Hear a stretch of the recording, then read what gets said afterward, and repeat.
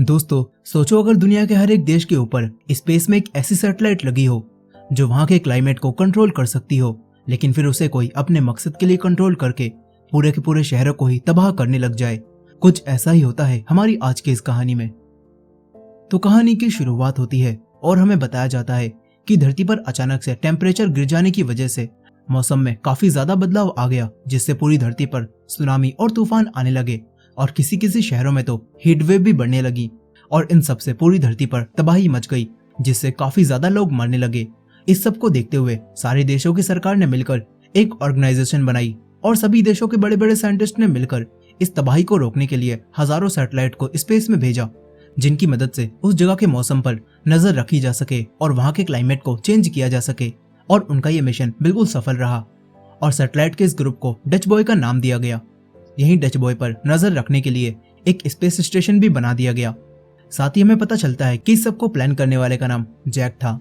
अब कहानी कुछ समय आगे आती है जहां हम जैक को देखते हैं। वो एक हियरिंग में जाता है। यहाँ जैक का छोटा भाई मैक्स भी आया होता है। फिर यहाँ पर हियरिंग शुरू होती है और थॉमस नाम का एक आदमी जैक और बाकी सभी लोगों को बताता है कि डच बॉय के कंट्रोल को 3 सालों बाद यूएस से लेकर इंटरनेशनल कम्युनिटी को हैंड ओवर कर दिया जाएगा, जबकि इसे तो हमने ही बनाया है। लेकिन ये बात सुनकर जैक थॉमस की बात बीच में ही काटता है और कहता है कि तुमने तो डच बॉय को बनाने में कोई भी साथ नहीं दिया। वहां पर जितने भी लोग थे मैं उन सभी के चेहरे जानता हूँ और मुझे नहीं लगता कि तुम वहां थे, इसीलिए तुम डच बॉय को अपने नाम से मत जोड़ो। यहाँ जैक की ऐसी बातें सुनकर उसका छोटा भाई मैक्स जैक को मैसेज करता है और उसे शांत रहने के लिए बोलता है। यहीं अब थॉमस जैक से कहता है कि आपने अपनी पावर का गलत फायदा उठाया है और एक ऑफिसर को पंच मारा है और आपने रूल्स भी फॉलो नहीं किए हैं। लेकिन ये सब सुनकर जैक सबको बताता है कि उस ऑफिसर ने डिस्कनेक्ट करने के बाद भी कैपेसिटर को छूने की कोशिश की थी, जिससे वो मर भी सकता था, इसीलिए मैंने उसे बचाने के लिए ही वो सब किया था। यहाँ थॉमस जो कि एक लॉयर था, वो अब जैक से कहता है कि आपने डच बॉय को ऑनलाइन भी कर दिया और आपने किसी की भी परमिशन नहीं ली। इस पर जैक अपनी सफाई देते हुए कहता है कि साउथ ईस्ट में तूफानों का एक झुंड आ रहा था जिससे हजारों लोगों की जान जा सकती थी और मैंने इसी वजह से डच बॉय को एक्टिव कर दिया, जिससे हजारों लोग मरने से बच गए। यहाँ जैक के ये सारे जवाब सुनकर दूर बैठा उसका भाई मैक्स उसे बार बार मैसेज करके चुप होने के लिए कहता है और इस वजह से अब जैक को चुप होना पड़ता है। लेकिन तभी थॉमस जैक से कहता है कि अब आप पर नजर रखने के लिए आपको एक नया स्टाफ दिया जाएगा और आपको अपने पुराने स्टाफ को हटाना होगा। ये बात सुनकर जैक को काफी गुस्सा आ जाता है। वो अपने स्टाफ को हटाने से मना करने लगता है और कहता है कि मेरे स्टाफ ने कुछ भी गलत नहीं किया, उन्होंने मेरा साथ देने के लिए अपने घरों को छोड़ा और काफी मेहनत से मेरा साथ दिया, इसीलिए मैं उन्हें नहीं हटा सकता।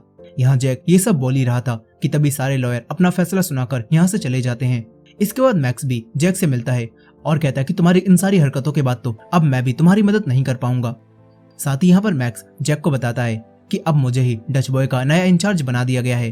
ये बात सुनकर जैक काफी खुश होता है, लेकिन मैक्स को इस बात से बिल्कुल भी खुशी नहीं होती, क्योंकि अब उसे अपने भाई जैक की हरकतों की वजह से उसे डच बॉय से फायर करना पड़ता है। अब इसके बाद कहानी 3 साल आगे आती है, जहां पर हम अफगानिस्तान में कुछ सोल्जर्स को देखते हैं जो कि गर्म रेगिस्तान में कहीं पर जा रहे थे। लेकिन तभी उनके सामने बर्फ बना एक पूरा शहर आ जाता है, जिसके सभी लोग और पूरा शहर बर्फ में जम गए थे। ये देखकर किसी को भी समझ नहीं आता कि ये सब कैसे हुआ। इसके बाद हम मैक्स को देखते हैं जो कि यूएस के प्रेसिडेंट से मिलने के लिए आया होता है। यहाँ मैक्स को आते समय उसकी फियोंसे सारा भी मिलती है जो कि प्रेसिडेंट की सेक्रेटरी होती है। यहाँ काम के समय सारा मैक्स से बिल्कुल भी बात नहीं करती, जिससे कि पता चलता है कि सारा अपनी ड्यूटी को काफी अच्छे से निभाती है। इसके बाद मैक्स प्रेसिडेंट के साथ कॉन्फ्रेंस में चला जाता है, जहां प्रेसिडेंट और बाकी सभी लोगों को अफगानिस्तान में आए उसी बर्फ के तूफान के बारे में पता चलता है। और यहाँ पर अब डेकॉम नाम का एक आदमी जो कि सिक्योरिटी ऑफिसर होता है, वो प्रेसिडेंट को बताता है कि हमारी एक सैटेलाइट में अचानक से खराबी हो गई थी और फिर डच बॉय की वजह से ही अफगानिस्तान में वो सब हो गया। यहाँ इनकी बातों से हमें पता चलता है कि डच बॉय की सैटेलाइट्स में कुछ खराबी आ जाए तो वो डच बॉय जो कि धरती के टेम्परेचर को मेंटेन करता है, वो खुद धरती के टेम्परेचर को बिगाड़ भी सकता है। यहाँ अब प्रेसिडेंट और बाकी सभी लोग इस घटना को दबाने की बात करने लगते हैं ताकि यूएस को कुछ समय बाद डच बॉय का कंट्रोल इंटरनेशनल कम्युनिटी को देने में कोई परेशानी ना हो। मगर तभी मैक्स सबके बीच में बोलता है और कहता है कि हमें अपने बारे में नहीं बल्कि डच बॉय की इस प्रॉब्लम को सॉल्व करने के बारे में सोचना चाहिए और स्पेस स्टेशन में एक ऐसे इंसान को भेजना चाहिए जो कि डच बॉय को अच्छे से जानता हो और वो डच बॉय की प्रॉब्लम्स को ठीक कर सके, ताकि फ्यूचर में ऐसा हादसा दोबारा से ना हो। यहाँ प्रेसिडेंट को मैक्स की बात बिल्कुल सही लगती है और वो मैक्स से किसी एक ऐसे इंसान को स्पेस स्टेशन में भेजने के लिए बोलते हैं जो कि इन्हें रिपोर्ट करे और इनके कहने पर ही चले। इसके बाद डेकॉन भी मैक्स से बात करता है और कहता है कि इस काम को तुम्हारे भाई जैक से बेहतर कोई भी नहीं कर सकता, क्योंकि उसके पास जितना एक्सपीरियंस है उतना और किसी के पास नहीं है। साथ ही यहाँ डेकॉम मैक्स से कहता है कि मैंने तुम्हें इसी काम के लिए चुना था क्योंकि मुझे तुम पर पूरा भरोसा था और मुझे तुम्हारे भाई जैक पर भी भरोसा है। इसके बाद हम डच बॉय के स्पेस स्टेशन को देखते हैं, जहाँ स्पेस स्टेशन की हेड यूटे अब उस अफगानिस्तान की खराब सैटेलाइट को बदलकर सही सैटेलाइट को सेट कर देती है। इसके बाद महमूद नाम का एक इंडियन साइंटिस्ट उस खराब सैटेलाइट को गौर से चेक करने लगता है और उसका सारा डाटा अपनी ड्राइव में कॉपी कर लेता है, लेकिन फिर वो काफी जल्दबाजी में कहीं पर जाने लगता है। यहाँ डंकन नाम का एक इंजीनियर भी उसे रोकने की कोशिश करता है, लेकिन वो नहीं रुकता और महमूद उस ड्राइव को अपने लॉकर में रख देता है। यहीं डिसेड नाम का एक आदमी भी महमूद को ऐसा करते हुए देख लेता है।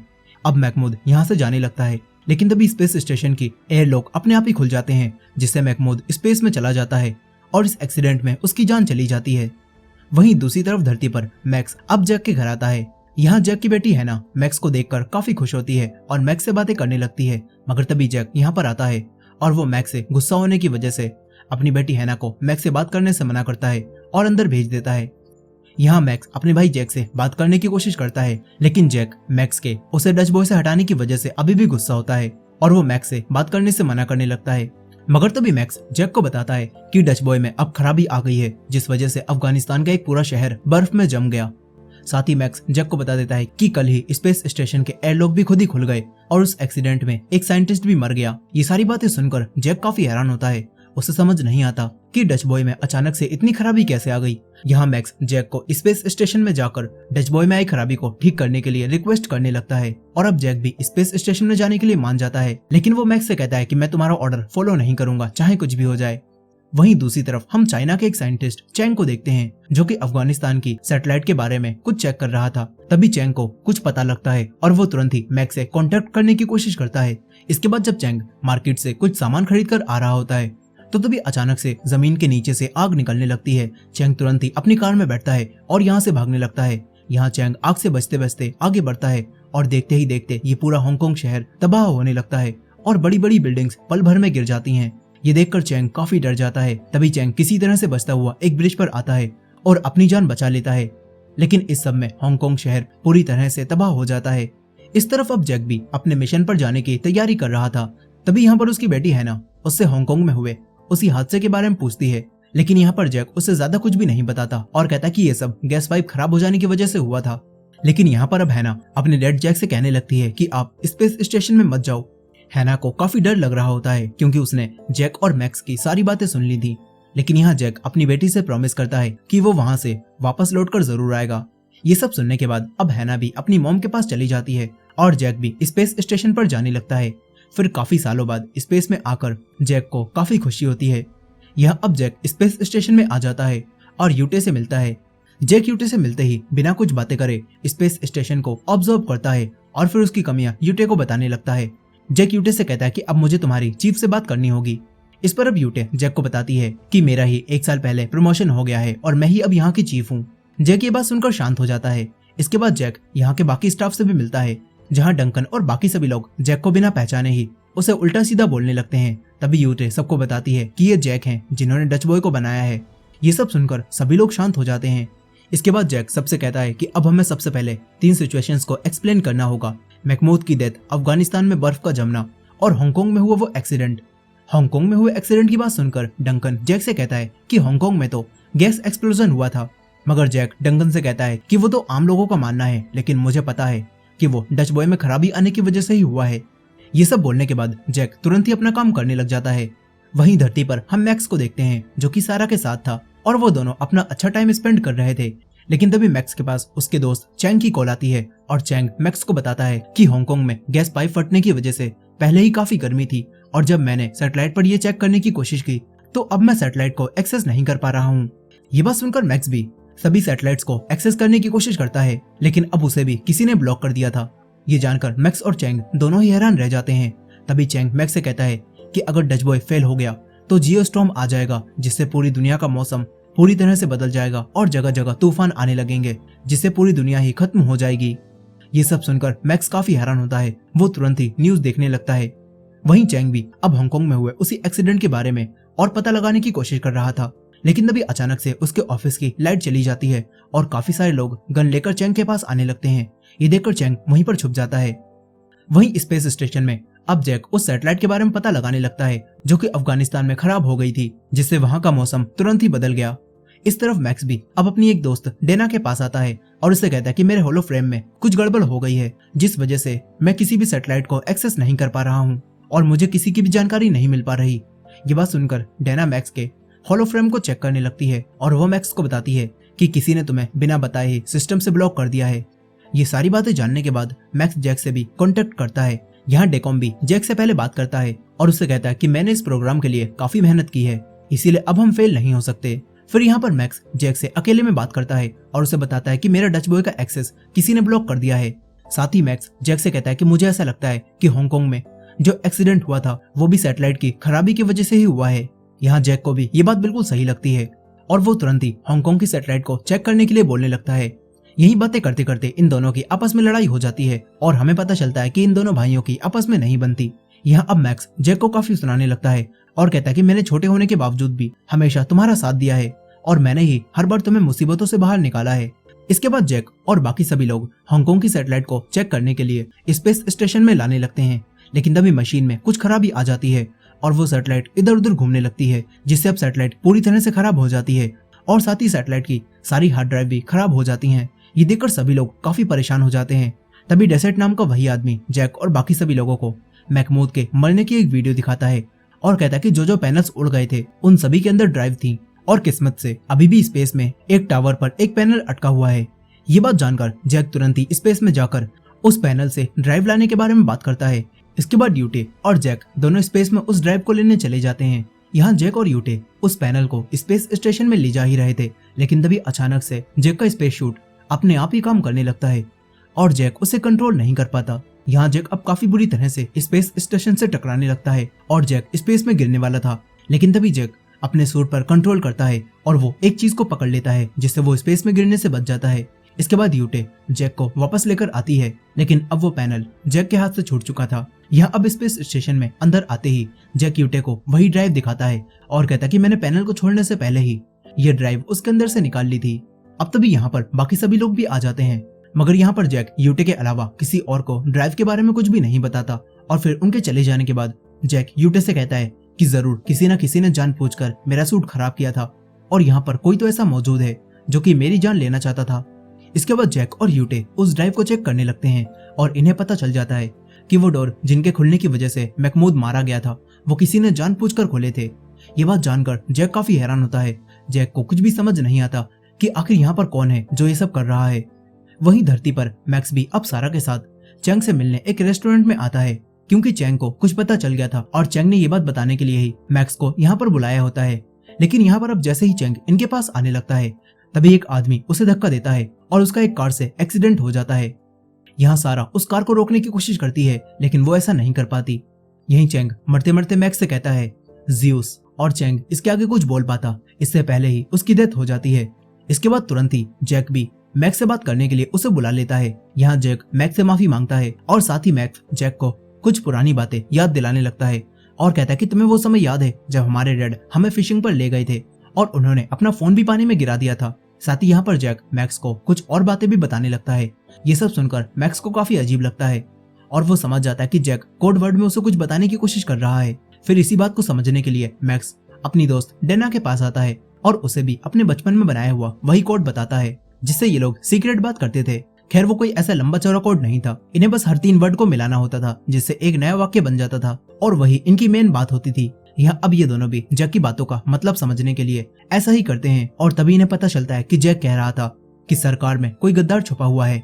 ये बात जानकर मैक्स काफी हैरान होता है और फिर वो तुरंत ही डेना की मदद से उस प्रोजेक्ट ज़्यूस का पता लगाने लगता है जिसके बारे में चैंग ने मरते मरते उसे बताया था। लेकिन यहाँ पर डेना भी एक लिमिट तक ही जानकारी निकाल पाती है और फिर वो मैक्स को बताती है कि प्रोजेक्ट ज़्यूस व्हाइट हाउस की सिक्योरिटी में है और इसकी जानकारी निकालने के लिए मुझे लॉगिन करना होगा, इसीलिए मैं आगे पता नहीं कर सकती। यहाँ डेना मैक्स से ज़्यूस प्रोजेक्ट के बारे में सारा से पता करने के लिए बोलती है, क्योंकि सारा तो व्हाइट हाउस में ही काम करती है। ये सब सुनकर मैक्स तुरंत ही सारा के पास आ जाता है और उसे ज़्यूस प्रोजेक्ट की सारी फाइल्स व्हाइट हाउस से चुराने के लिए बोलता है, लेकिन सारा ऐसा करने से मना करने लगती है। मगर तभी मैक्स सारा से रिक्वेस्ट करता है और फिर सारा भी मैक्स की बात मानने के लिए तैयार हो जाती है। वहीं जैक भी अब यूटे के साथ स्पेस स्टेशन के बैकअप सर्वर रूम में आ जाता है और यहाँ पर इन्हें महमूद की वही वीडियो मिलती है जिसमें महमूद ने अफगानिस्तान की खराब सैटेलाइट से वो ड्राइव निकालकर कहीं छुपा दी थी। यहाँ ये वीडियो देखकर जैक और यूटे दोनों मिलकर लॉकर रूम में आ जाते हैं और महमूद की छुपाई हुई उसी ड्राइव को ढूंढने लगते हैं। तभी इन्हें ऐसा करते हुए डेसेड भी देख लेता है और इन पर गन पॉइंट कर लेता है। ये देखकर जैक और यूटे डेसेड को सब कुछ बता देते हैं। ये सब सुनकर डेसेड इनसे कहता है कि तुम्हें ये बात क्यों नहीं लगती कि वो गद्दार मैं भी तो हो सकता हूँ। तभी जैक कहता है कि अगर तुम वो गद्दार होते तो तुम मुझसे ये सारी बातें नहीं पूछते और मुझे तुरंत ही यहाँ पर मार देते। ये सब सुनकर अब डेसेड इन्हें महमूद की वही ड्राइव देता है और बताता है कि महमूद ने मेरे सामने ही इसे छुपाया था। इसके बाद जैक और यूटे उस ड्राइव को चेक करते हैं और इससे इन्हें पता चल जाता है कि अफगानिस्तान की सैटेलाइट में किसी ने जानबूझकर वायरस डाला था और उसे खराब कर दिया था। इस तरफ डैना और मैक्स को भी अब प्रोजेक्ट ज़्यूस के बारे में सब कुछ पता चलता है और मैक्स जान जाता है कि कोई डच बॉय को हथियार की तरह इस्तेमाल करके धरती के अलग अलग शहरों पर जियोस्टॉर्म लाना चाहता है। ये बात जानने के बाद मैक्स तुरंत ही जैक से बात करता है। यहाँ मैक्स जैक से पूछता है कि आखिर कौन डच बॉय को कंट्रोल कर रहा है और आखिर वो ये सब कैसे कर रहा है। इस पर अब जैक मैक्स को बताता है कि कोई डच बॉय को वायरस की मदद से कंट्रोल कर रहा है और वायरस को खत्म करने के लिए हमें डच बॉय को कुछ समय के लिए शट डाउन करना होगा। इसके बाद डच बॉय पूरी तरह से रिबूट हो जाएगा और पूरा क्लीन हो जाएगा, जिससे सारा वायरस खुद ही खत्म हो जाएगा। लेकिन यहाँ पर जैक मैक्स से कहता है कि हमें डच बॉय को बंद करने के लिए किल कोड की जरूरत होगी और वो किल कोड किसी और के पास नहीं बल्कि प्रेसिडेंट के पास है।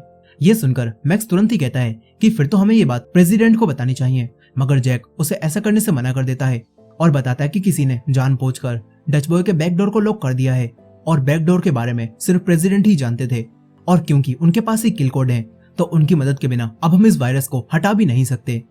यहाँ जैक मैक्स से कहता है कि मुझे तो प्रेसिडेंट ही गद्दार लग रहे हैं क्योंकि 2 हफ्ते बाद उन्हें पूरा डच बॉय इंटरनेशनल कम्युनिटी को हैंड ओवर करना था, लेकिन शायद वो ऐसा नहीं करना चाहते, इसीलिए वो जानबूझकर अलग अलग देशों की सैटेलाइट्स को खराब करवा रहे हैं ताकि इंटरनेशनल कम्युनिटी ऐसे खराब डच बॉय को लेने से इनकार कर दे।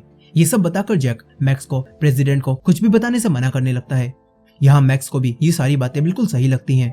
इसके बाद मैक्स सारा के पास आता है और उसके साथ मिलकर प्रेसिडेंट से किल कोड चुराने के लिए बोलता है, क्योंकि अगर इन्होंने किल कोड चुराकर उसकी मदद से डच बॉय को शट डाउन नहीं किया तो पूरी दुनिया पर भी तबाही आ सकती है। यहाँ मैक्स सारा से कहता है कि यही एक आखिरी रास्ता है और तुम्हें ही प्रेसिडेंट के होलो फ्रेम से वो किल कोड लाने होंगे। यहाँ सारी बातें जानने के बाद सारा भी मैक्स के साथ मिलकर प्रेसिडेंट से किल कोड चुराने के लिए मान जाती है। इस तरफ अचानक से काफी सारी सैटेलाइट्स एक के बाद एक खराब हो जाती हैं और ये देखकर जैक को समझ नहीं आता कि ऐसा क्यों हो रहा है। यहाँ सैटेलाइट्स खराब होने की वजह से कई सारे शहरों में मौसम भी अचानक से बदलता है और टोक्यो में आसमान से बर्फ के टुकड़े गिरने लगते हैं, जिससे देखते ही देखते टोक्यो में तबाही मच जाती है। वहीं दूसरी तरफ मैक्स भी अब प्रेसिडेंट से झूठ बोलता है और कहता है कि मेरे डैड आपके बहुत बड़े फैन हैं, इसलिए मैं उन्हें आपसे मिलवाना चाहता हूँ। ये बात बोलकर मैक्स भी प्रेसिडेंट और उनकी टीम के साथ चला जाता है। इस तरफ अब ब्राजील का भी मौसम खराब हो जाता है और वहां पर अब सब कुछ बर्फ में जमने लगता है, जो देखकर सभी लोग तुरंत ही वहां से भागने लगते हैं। वहीं जैक को भी ये सारी चीजें पता चल जाती हैं और ये सब होता हुआ देखकर जैक को तुरंत ही एक आइडिया आता है। जैक खराब सैटेलाइट को नई सैटेलाइट से रिप्लेस करने के बारे में सोचने लगता है। यहाँ जैक अपनी टीम के साथ मिलकर ऐसा ही करता है और वो एक नई सैटेलाइट को पुरानी सैटेलाइट से क्रैश करवा देता है, जिससे ब्राजील का मौसम फिर से नॉर्मल हो जाता है और ब्राजील बर्फ में जमने से बच जाता है। लेकिन तभी जैक और बाकी सभी लोगों को पता चलता है कि कुछ ही घंटों में अब पूरी धरती पर जियोस्टॉर्म आने वाला है। इस तरफ मैक्स को भी अब जियोस्टॉर्म आने के बारे में पता चल जाता है। मैक्स ये सब देख ही रहा था कि तभी डेकॉम उसके पास आता है और मैक्स से पूछता है कि आखिर तुमने प्रेसिडेंट से अपने डैड के बारे में झूठ क्यों बोला, क्योंकि मैं तुम्हारी फैमिली को अच्छे से जानता हूँ और तुम्हारी मॉम और तुम्हारे डैड दोनों ही मर चुके हैं। ये बात सुनकर अब मैक्स डेकॉम को सब कुछ सच बता देता है और प्रेसिडेंट से किल कोड चुराने में मदद मांगता है। सारी बातें जानने के बाद डेकॉम काफी हैरान होता है और वो मैक्स से कहता है कि हम प्रेसिडेंट से किल कोड नहीं चुरा पाएंगे, क्योंकि किल कोड प्रेसिडेंट के फिंगरप्रिंट्स और उनकी आंखों के स्कैन ही हैं। ये बात बोलकर डेकॉम मैक्स को प्रेसिडेंट से बात करने के लिए ले जाने लगता है। वहीं दूसरी तरफ जैक और बाकी सभी लोगों को अलर्ट नोटिफिकेशंस मिलती हैं और इन्हें पता चलता है कि कुछ ही देर में अब पूरा स्पेस स्टेशन ही डिस्ट्रॉय होने वाला है। और ये देखकर यूटे तुरंत ही सबसे डंकन को यहाँ बुलाने के लिए बोलती है और कहती है कि डंकन ही प्रोग्राम का एक्सपर्ट है और वही कमांड्स को ओवरराइड कर सकता है, इसीलिए हमें उसकी मदद चाहिए होगी। ये सब सुनकर जैक सभी लोगों को यहाँ से निकल जाने के लिए बोलता है और खुद डंकन के पास आकर उसे मारने लगता है, क्योंकि यहाँ पर अब जैक समझ चुका था कि डंकन ही इतना जीनियस है जो कि सैटेलाइट में वायरस डालकर उसे खराब कर सकता है। और यहाँ डंकन भी इस चीज को एक्सेप्ट कर लेता है कि वही गद्दार है और वो किसी के साथ मिलकर जानबूझकर पैसों के लिए ऐसा कर रहा है। यहाँ डंकन अब जैक के ऊपर गन पॉइंट कर लेता है और कहता है कि मैंने ये सब कुछ बस पैसों के लिए किया है। मगर जैक कहता है कि जब पूरी धरती ही तबाह हो जाएगी तो तुम ऐसे पैसों को आखिर कहाँ ले जाओगे। इस पर डंकन कहता है कि पूरी धरती तबाह नहीं होगी, हम बस आधी धरती को ही तबाह करेंगे। ये सब सुनकर अब जैक को काफी गुस्सा आता है और वो डंकन से गन छीनकर उसे पीटने लगता है। लेकिन अब तभी ये पूरा स्पेस स्टेशन भी टूटना शुरू हो जाता है। यहाँ फाइट के दौरान कुछ बुलेट्स विंडो पर लगती हैं। ये देखकर जैक तुरंत यहाँ से भागता है और तभी वो विंडो टूटती है और डंकन स्पेस में जाकर मर जाता है। वहीं दूसरी तरफ मैक्स भी डेकॉम के साथ प्रेसिडेंट के पास जा ही रहा था कि तभी अचानक से डेकॉम मैक्स पर ही गोलियां चलाने लगता है। ये देखकर मैक्स समझ जाता है कि गद्दार प्रेसिडेंट नहीं बल्कि डेकॉम है और ये जानकर मैक्स तुरंत ही यहाँ से बचता है और ये सारी बातें सारा को भी बता देता है। यहाँ ये दोनों समझ जाते हैं कि डेकॉम प्रेसिडेंट और बाकी सभी लोगों को मारकर खुद अगला प्रेसिडेंट बनना चाहता है।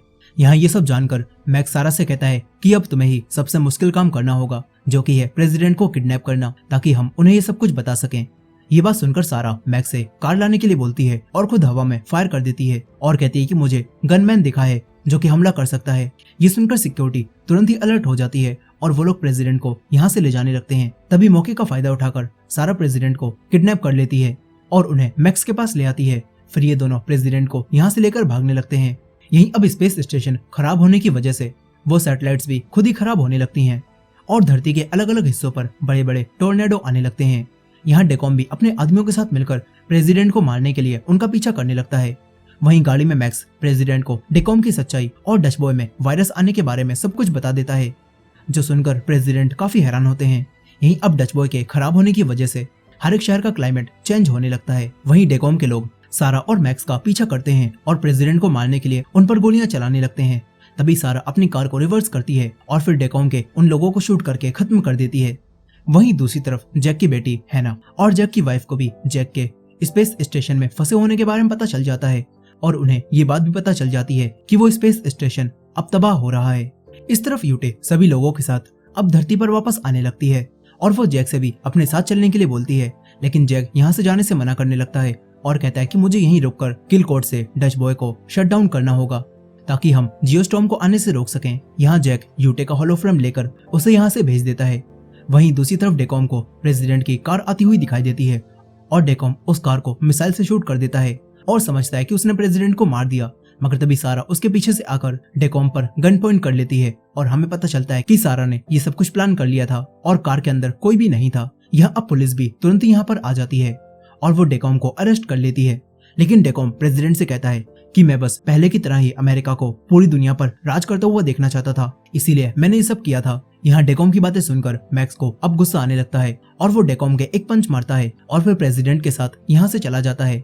यहीं अब प्रेसिडेंट भी तुरंत ही जैक से आकर बात करते हैं और मैक्स जैक को बताता है कि प्रेसिडेंट गद्दार नहीं थे बल्कि डेकॉम गद्दार था। यहाँ प्रेसिडेंट अब जैक को किल कोड दे देते हैं और जैक से कहते हैं कि तुम्हारे सैक्रिफाइस हम कभी भी नहीं भूल पाएंगे। ये सुनकर मैक्स समझ जाता है कि जैक अब जिंदा बचकर नहीं आने वाला। ये बात जानकर मैक्स को काफी दुख होता है। यहीं अब जैक मैक्स से कहता है कि तुम सही थे, तुमने ही हमेशा मेरा ख्याल रखा है, लेकिन इस बार खुद का ध्यान रखना। ये बोलकर जैक डच बॉय को शट डाउन करने जाने लगता है, लेकिन तभी बीच रास्ते में ही जैक से एक लॉक डोर ओपन नहीं होता और तभी यूटे यहाँ पर आ जाती है, जो कि जैक की मदद के लिए उसके पीछे आ गई थी और वो लॉक डोर को ओपन कर देती है। फिर यहाँ पर ये दोनों मिलकर डच बॉय को शट डाउन करने लगते हैं। वहीं दूसरी तरफ हम दुबई को भी देखते हैं, जहाँ पर सुनामी आती है और सब कुछ तबाह होने लगता है और इसी तरह काफी सारे अलग अलग शहरों में भी क्लाइमेट पूरी तरह से चेंज हो जाता है और बस जियोस्टॉर्म को आने में अब कुछ ही सेकंड रह गए थे। लेकिन साथ ही अब डच बॉय भी शट डाउन होने लगता है और एक एक करके सारी सैटेलाइट बंद होने लगती हैं और किस्मत से जियोस्टॉर्म आने से बस कुछ सेकंड पहले ही सारी सैटेलाइट्स बंद हो जाती हैं, जिससे पूरी दुनिया का तापमान फिर से नॉर्मल हो जाता है। इसके बाद जैक तुरंत ही डच बॉय को रिबूट कर देता है, जिससे सैटेलाइट का वायरस खुद ही खत्म हो जाता है और क्लाइमेट अब वापस पहले की तरह नॉर्मल हो जाता है और जियोस्टॉर्म भी नहीं आता। यहाँ ये लोग तुरंत ही डच बॉय का कंट्रोल नासा को ट्रांसफर कर देते हैं और तभी ये पूरा स्पेस स्टेशन भी तबाह होने लगता है। यहाँ जैक और यूटे साथ में स्पेस में गिरने लगते हैं, लेकिन तभी जैक को यहाँ पर एक सैटेलाइट दिखाई देती है और जैक यूटे को लेकर उस सैटेलाइट में बैठ जाता है और सैटेलाइट को जितना हो सके स्पेस स्टेशन से दूर ले जाता है। यहाँ स्पेस स्टेशन को खत्म होता हुआ देखकर मैक्स को ऐसा लगता है कि जैक अब मर गया होगा और ये सोचकर मैक्स काफी रोता है। साथ ही उसकी बेटी और उसकी वाइफ भी ये खबर देखते हुए काफी रो रही थी। लेकिन तभी मैक्स और बाकी सभी लोगों को स्पेस में कुछ उड़ता हुआ दिखाई देता है और हमें पता चलता है कि जैक और यूटे दोनों उस सैटेलाइट के अंदर जिंदा बच गए हैं और यहाँ वो दोनों मदद आने का इंतजार कर रहे होते हैं। और फिर इनकी टीम का एक सोल्जर एक शटल को लेकर यहाँ पर आता है और इन दोनों की सैटेलाइट को पकड़ लेता है। ये सब देखकर मैक्स और बाकी सभी लोग काफी खुश होते हैं। यहीं डच बॉय ठीक होने से हर देश का मौसम भी वापस ठीक होने लगता है और सब कुछ धीरे धीरे नॉर्मल हो जाता है। इसके बाद जैक और यूटे और बाकी सभी लोग वापस धरती पर आ जाते हैं। यहाँ मैक्स अपने भाई जैक से मिलकर काफी खुश होता है और इन दोनों की लड़ाई भी शॉर्ट आउट हो जाती है। यहीं प्रेसिडेंट भी इनके काम की काफी तारीफ करते हैं। अब इसके बाद हम इस घटना के 6 महीने बाद के सीन को देखते हैं, जहाँ जैक और मैक्स हैना के साथ फिशिंग पर आए हुए थे और ये सभी लोग अब एक फैमिली बन जाते हैं। ये देखकर हैना को काफी अच्छा लगता है और इसी एंडिंग के साथ ये कहानी यहीं पर खत्म हो जाती है। सो दोस्तों, ये थी इस मूवी की फुल स्टोरी। आई होप कि आपको ये स्टोरी पसंद आई होगी। खैर, ये वीडियो पसंद आई हो तो वीडियो को लाइक करना मत भूलिएगा और हमारे चैनल पर नए हैं तो हमारे चैनल को भी सब्सक्राइब करके बेल नोटिफिकेशन को ऑन कर लीजिएगा। मिलते हैं नेक्स्ट वीडियो में।